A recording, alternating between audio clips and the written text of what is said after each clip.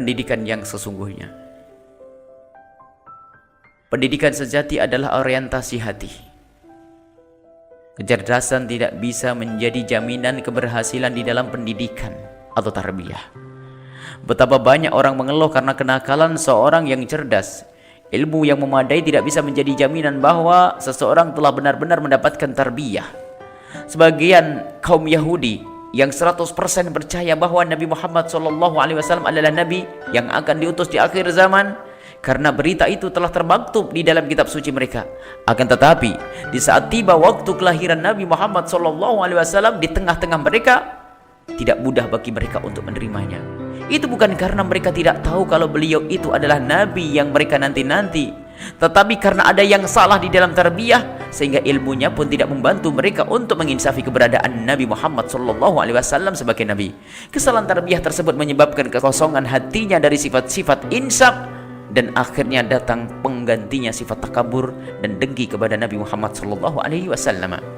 Medan tarbiyah adalah di dalam hati, dan karena tempatnya adalah hati, sulit sekali untuk dideteksi penyakit-penyakitnya. Yang terlahir dari tindak tanduk ini hanya pancaran dari apa yang ada di dalam hati. Tidak mudah bagi orang yang melihat pancaran itu untuk membedakan apakah itu pancaran yang sesungguhnya atau palsu.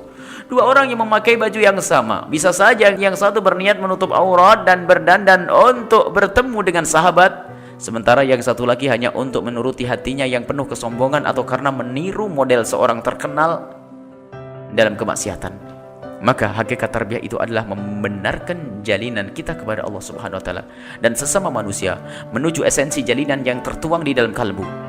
Pergeseran nilai secara perlahan sering terjadi di dalam hati kita tanpa kita rasa, namun tiba-tiba hati kita telah berubah dan subur dengan penyakit-penyakitnya.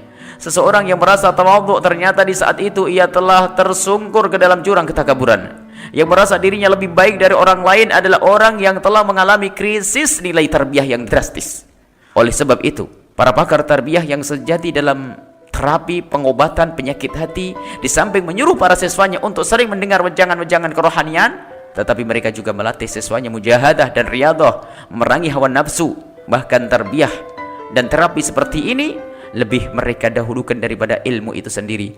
Sebab ilmu yang tidak dibarengi dengan tarbiyah yang benar hanya akan menjadikan hati penyandangnya semakin kotor. Kesadaran seseorang akan kelemahan dirinya adalah kunci keberhasilan dalam tarbiyah. Bahkan tidak banyak artinya sejuta petuah bagi orang yang tidak merasa dirinya perlu kepada petuah. Introspeksi dengan selalu mewaspadai tercemarnya hati dari penyakit-penyakitnya adalah upaya menghadirkan sifat-sifat terpuji. Orang yang menginginkan tarbiyah akan selalu membuka hatinya untuk menerima apa saja yang menjadikan dirinya baik. Ia akan selalu melihat kebutuhan dirinya kepada resep-resep untuk menghilangkan penyakit-penyakit hati. Kesadaran yang ada dalam dirinya akan kebutuhannya terhadap resep itu adalah kunci keberhasilan. Ia tidak sibuk mencocok-cocokkan resep itu untuk orang lain, menjadikan dirinya objek utama. Yang dituju pesan-pesan moral adalah kesiagaan di dalam menerima tarbiyah. Wallahu a'lam bishawab.